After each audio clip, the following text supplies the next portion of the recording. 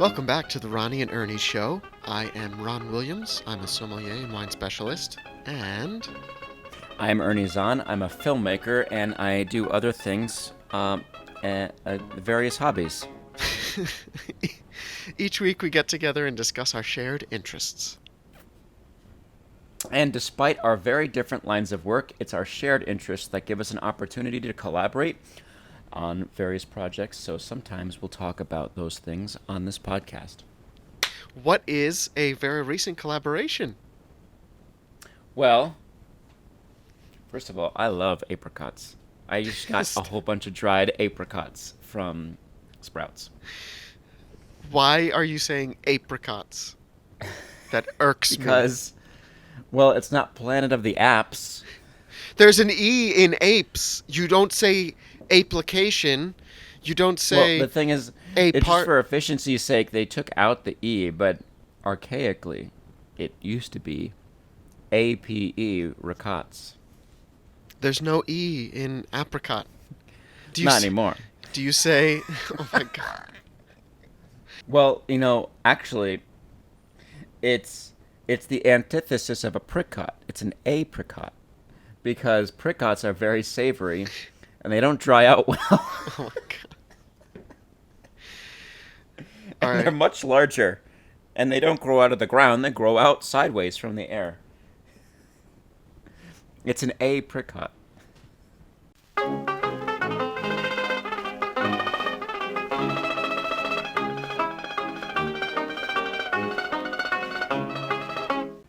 We do have something to plug though. Yes. It's Um, new. so you have, and then I kind of jumped in and helped with Yeah. this new campaign that the S- Bon Vivant is doing on Instagram. Yes. And well, do you want to take it away because it's really your idea? I don't want to take Yeah. any credit. I came in to kind of contribute to it, but it was already there. This is an Instagram campaign. It's a series of posts detailing wines, pairings, and then just a few base attributes to give you an idea of what it might be like: the acidity, the sweetness, the tannins, all that. Um, and this is basically a curated selection, my kind of top picks of sustainable, organic, and biodynamic wines. Wines that are just, natural, no chemical interventions, no sulfur, um, sustainably farmed, care for the environment. These are my favorite wines. These are the wines I drink, and they're also just really affordable. Like nothing, I don't think there's anything in there that's over $50 or $60. I think that's the And a really lot most of them are expensive. even Yeah, most of significantly them are less 10 than to that. 20. Yeah. Most of them are going to be 10 to 20, just because I think that's where the sweet spot is. You can find some incredible, amazing handmade, you know, craft wines, boutique wines that have not been factory farmed, that have not been chemically manipulated, and they're just better for you and they taste amazing.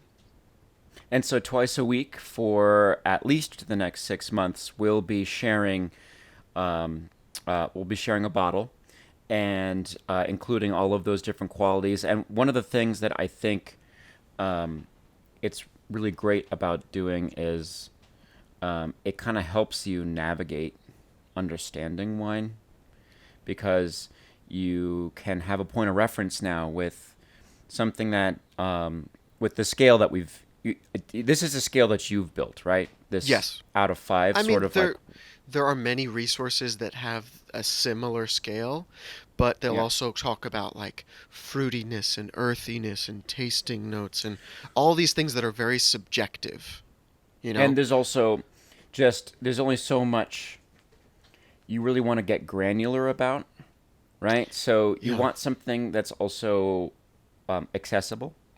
So having definitely. that 5 point scale, I think just like Yelp with dollar signs, that's one of the Exactly. things that I suggested we add is how do we measure value? And we're basically using the same kind of dollar sign system that Google or Yelp uses. Think about it like a plate of food. If it's $10, it's probably a $1. If it's $10 or less, it's probably a $1 sign bottle, right? Yeah. $2 signs, you might be prepared to pay what 15 to 20. I think it was. Yeah. So it was Um, up to 15, 15 to yep. 30, 30 to 60, 60 and up. Hmm. And then if there's maybe over 120 or something like So that, if you have, for should just be example, a double. bottle that has, yeah. So if we posted a bottle that was had 2 points on the acidity scale, right? You can have Yes. that as a point of reference now. So if you realize that that's too acidic for you, then you really want to dial back your acidity, can um, levels for the bottles that you choose. Or if it's something that you can tolerate, then you know that that's an area where you can play with. So there's For the different record, factors. two There's two is a low acid. Like you're not gonna be able okay, to find much wine that's yeah. gonna be less than 2. I'm But throwing out a no, no, random I know, example. I Yeah. know. Just not to But the confuse idea anybody. there's uh there's sort of like the health or wellness consumption consideration with it. There's the affordability consideration, and then it's just the simple enjoyment. Yeah, personal And preference. so Do you the like a yeah, full-bodied so wine or a light wine? You can tell right. now. So those categories I think completely represent that that whole range. Um, So yeah, I'm looking forward to seeing how it develops and what the reception is. If this is going to be a helpful resource for people as they navigate the wine world themselves. And I'd really love to talk with you about doing some content around some of the different categories, That would be fun, like a yeah. quick 1 minute video. What are tannins? Yes. Yep. How do I decide what tannin level I prefer? You know, and how does that factor into the overall experience, right? That would be a Yes. cool little video to do, sort of like a little uh, fundamentals of You of know, just how to use flavor the profile categories. exploration. Yeah, Yeah. yeah. And so all of these posts are available on my Instagram, and that is the Bon Vivant official, because the Bon Vivant was taken. Yep, and we'll include the Instagram handle in the description. And we'll also be posting some recipes, stuff that'll pair with these wines. Yes. Yeah. Now today's recipe isn't really gonna pair with wine. No. I guess you could pair with some dessert wine. It is a dessert. It's a baked good. Um, did you get a chance to take a look at the recipe at all? I wasn't sure if I should, so I didn't, Okay, all right. No, just to that's be fine. safe. Okay. You can if you'd like. This will be posted on my blog. And this is a recipe for the Bon Vivant pâte à choux, which is basically the base pastry for cream puffs, eclairs, religieuses, um, profiteroles, any of those, filled pastries are going to have pâte à choux as the base. Very, very simple. It seems kind of involved, but it's very basic ingredients, and as long as you stick to them, it's really easy. So I'd actually like to have a bit more of a French expert kind of take over for the explanation of this. Is that okay? Do you have a guest with us today? I do. From I don't know where, but we've got um, we've got the likes of Julia Child. So I'm going to turn it over to Julia. Hello, Julia. Welcome to our show. Well, thank you for having me. Today we're going to talk about pâte à choux, which is going to be the base for all your profiteroles and eclairs and religieuses and all the best French pastries that just melt in your mouth. So it starts with about a stick of butter, and and this is unsalted butter you can get just at the supermarket. And now,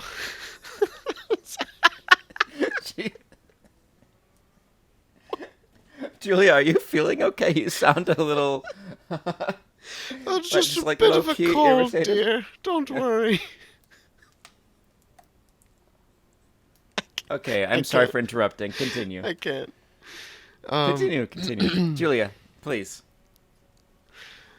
then half a cup of milk. This is cow's milk. You can find it at almost any corner store in France. It comes from the Vache. And we'll be adding also a half cup of water. And you can get that right in the tap, right from the faucet. Some salt. Salt is just regular old table salt. And some granulated sugar, which will give a touch of sweetness to the dough. You add a cup of flour and 2 large chicken eggs. Don't want to be using quail. And 2 egg yolks, which will reserve a small portion for an egg wash right before it goes into the oven. So would you say that baked goods is your primary passion? Oh, yes, I love all manner of baking. I love cookies and cakes and genoise and pâte à choux and pies and biscuits and cinnamon buns and all types of lady fingers and all the best kind of stuff. I kind of lost it there. She traveled a little bit south. she went to Georgia for the end of that one. Yeah, well, she was on a train at the time. Yeah.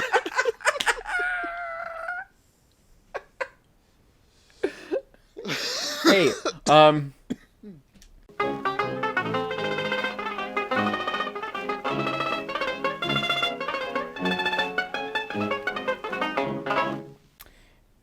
yesterday was May the 4th. Yeah. What did you watch? I watched Return of the Jedi. Jedi. All right. And Jedi. which one? Which version did you watch? The the 10th version. The 10th version. The the ultimate Blu-ray double re-release quadruple CGI edition. Yes, so it was the theatrical release, right? Yep. Then it was what, VHS? They changed it for VHS. Well, actually, probably it was theatrical release. It was probably Laserdisc. Oh my god. And then it was Betamax. And then it was VHS, more popularly. All right, so VHS, we're up to at least 3 or 4 versions of it, right? Because it was changed for all of these. The biggest change was the special edition in the 90s. The 90s. Yes, in the 90s, okay. yeah. So it was changed for that.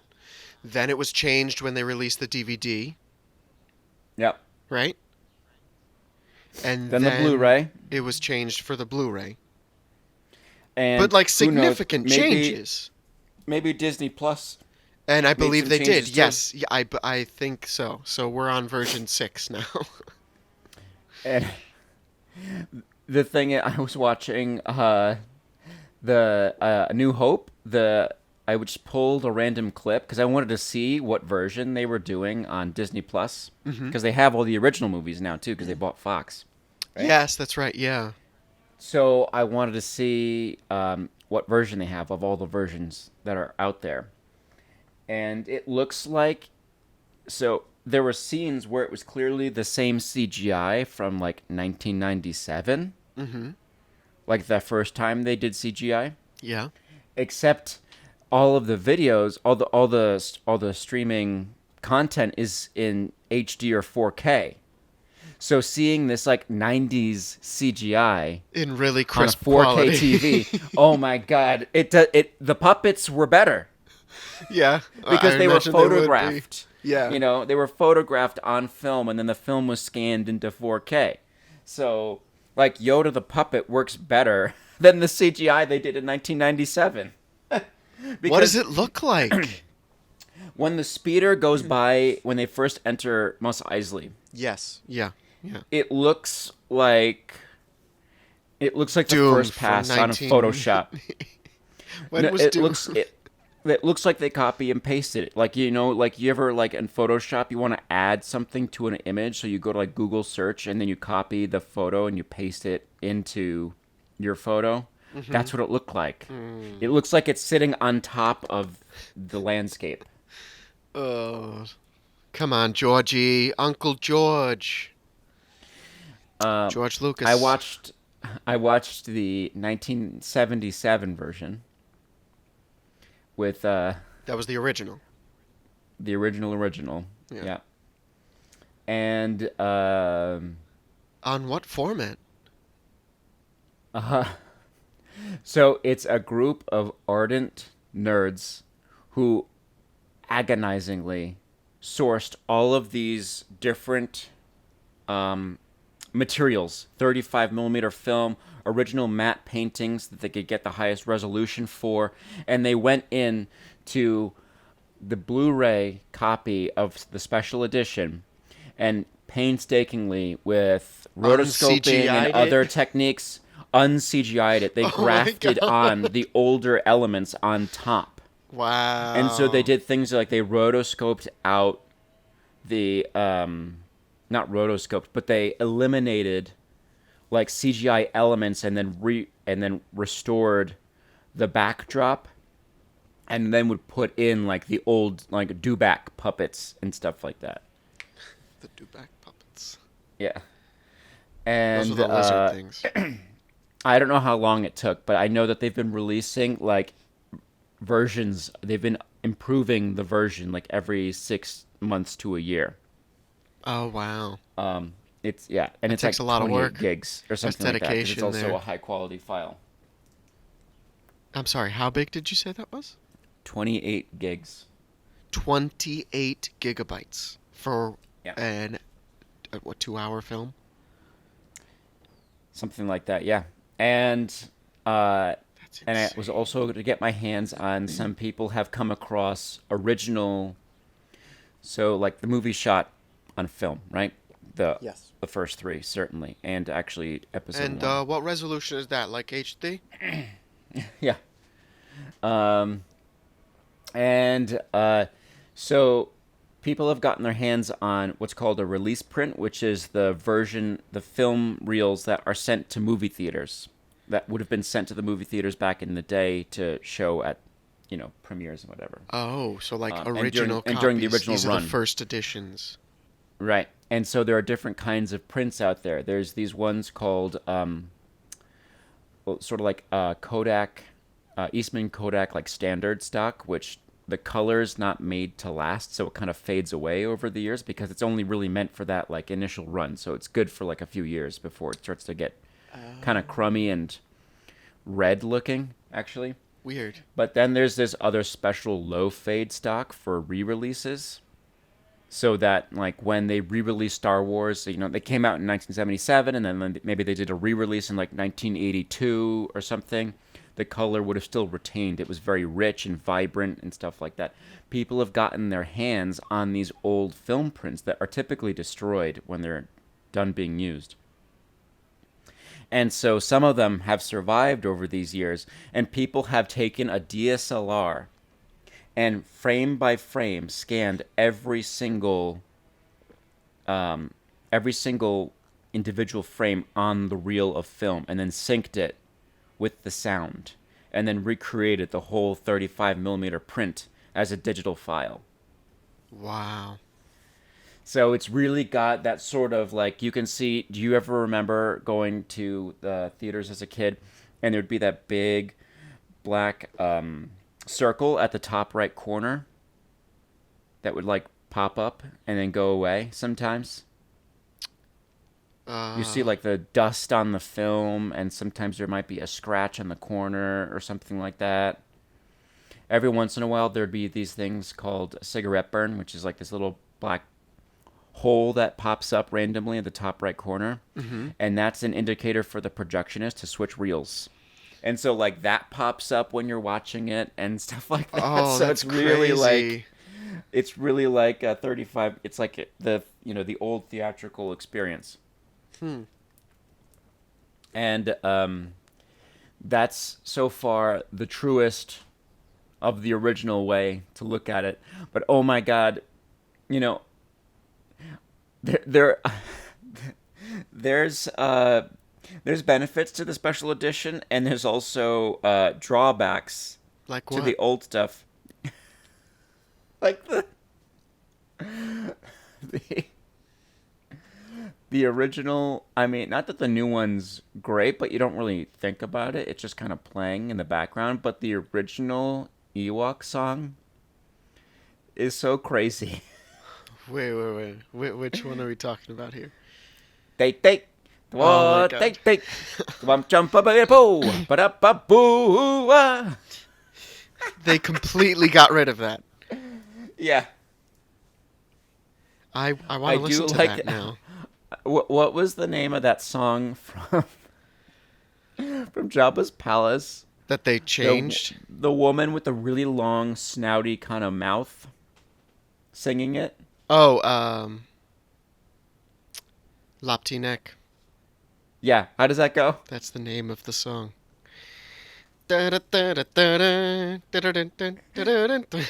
It's very like disco. It sounds Yeah, like it disco. is. Yeah. Do you remember? Speaking of Star Wars, though, do you remember? There's um, this alien that's sort of like an informant for the stormtroopers on Tatooine when Obi The Wan guy with and the Luke are trying goggles, to the get. green one with like the Yeah, long green exactly. nose. The They know the language. Everybody knows what he's saying. Yeah, what's he say? What's he? How's it go? it's like it's very weird. Sometimes I'll have something like that stuck in my head for a long time.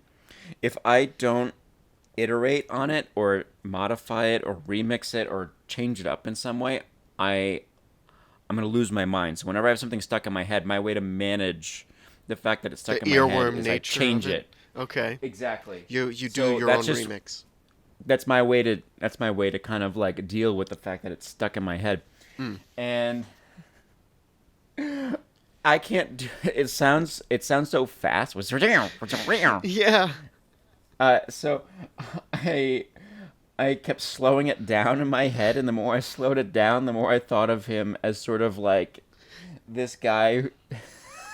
It's like that same alien dressed up like Colonel Sanders sitting on a porch somewhere in Georgia, sipping a Georgia mint julep. And he's going, ow, so swam. He's like wiping his forehead because he's sweating so much. He's saying like, mercy, it's a hot one today. He's like, ow, so swam, So squam. so Squam. swam.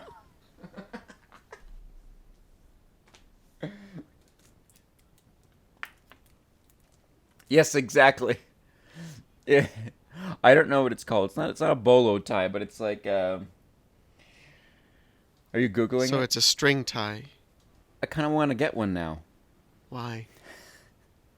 I feel like it's a transformative garment. It I would don't think you can pull it inspire. off. I don't think it would No. look good on you. And I've seen you in khakis with a dress Yeah. shirt.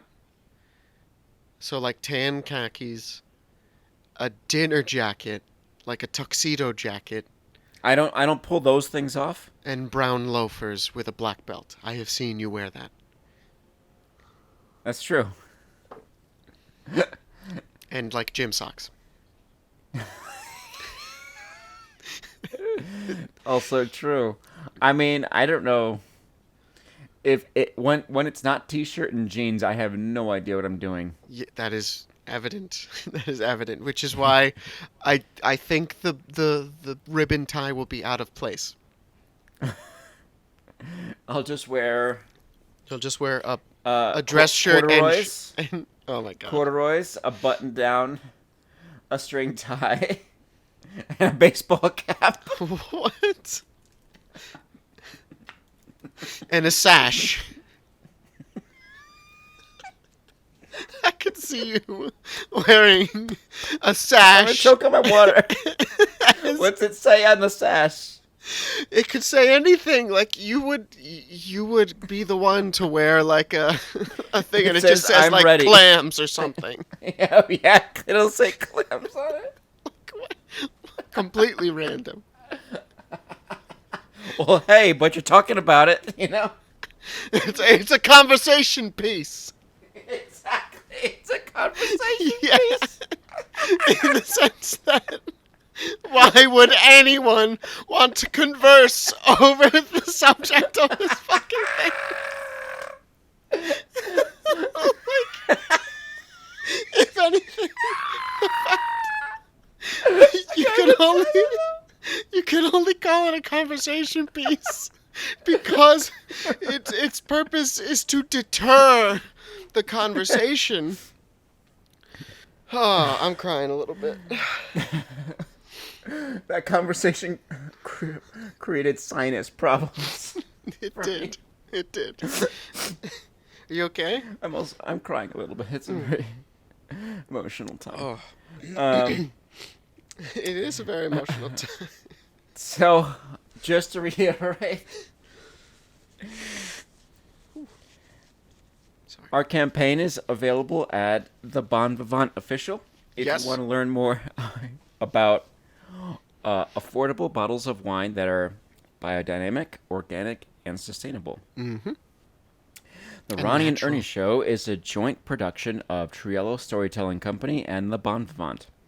Our show is now available on Stitcher, Spotify, Apple Podcasts, and YouTube. If you like what you're hearing, then commenting, subscribing, and reviewing means that our show only gets better. Recipes, projects, or anything we didn't have enough time to get into on today's show will be included in the show's description.